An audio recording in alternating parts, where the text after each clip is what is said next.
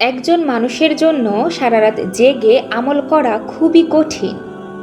সেটা আবার প্রতিদিন জেগে থেকে আমল করা তো আরও কঠিন। তবে কেউ যদি একটি আমল করে তাহলে আল্লাহ তাআলা তাকে সারা রাত জেগে আমল করার সওয়াব দিবেন। প্রতিদিন করলে প্রতিদিন দিবেন। সে আমলের ব্যাপারে রাসূলুল্লাহ সাল্লাল্লাহু আলাইহি ওয়াসাল্লাম বলেছেন, যে ব্যক্তি এশার নামাজ জামাতের সাথে আদায় করবে সে অর্ধেক রাত ইবাদত করার সওয়াব পাবে, আর যে ব্যক্তি এশা ও ফজর জামাতের সাথে আদায় করবে সে পুরো রাত ইবাদত করার সওয়াব পাবে। এরকম আরও বেশ কিছু আমলে আল্লাহ তাআলা একটার বিনিময়ে আরেকটার সওয়াব দিয়ে থাকেন। যেমন কেউ যদি ফজরের পরে ইশরাক নামাজ আদায় করে তাহলে প্রথম 2 রাকাতের জন্য উমরাহ ও দ্বিতীয় 2 রাকাতের জন্য হজের সওয়াব পাওয়া যাবে।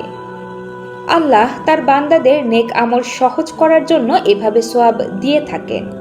এই বিষয়টা এক হাদিসে স্পষ্ট করা হয়েছে। হযরত আবু দারদা রাদিয়াল্লাহু তাআলা আনহু থেকে বর্ণিত আছে, তিনি বলেন, আমরা একবার রাসূলুল্লাহ সাল্লাল্লাহু আলাইহি সাল্লামকে বলি, হে আল্লাহর রাসূল, ধনী ব্যক্তিরা সওয়াবের ক্ষেত্রে আমাদের ছাড়িয়ে যাচ্ছে। তারা হজ করেন, আমরা হজ করি না। তারা সংগ্রাম যুদ্ধে শরিক হন, আমরা শরিক হতে পারি না।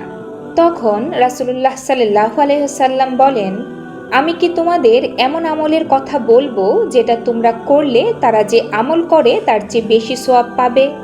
সেই আমল হলো, প্রতি নামাজের পর তোমরা 34 বার আল্লাহু আকবার, 33 বার সুবহানাল্লাহ ও 33 বার আলহামদুলিল্লাহ পড়ো।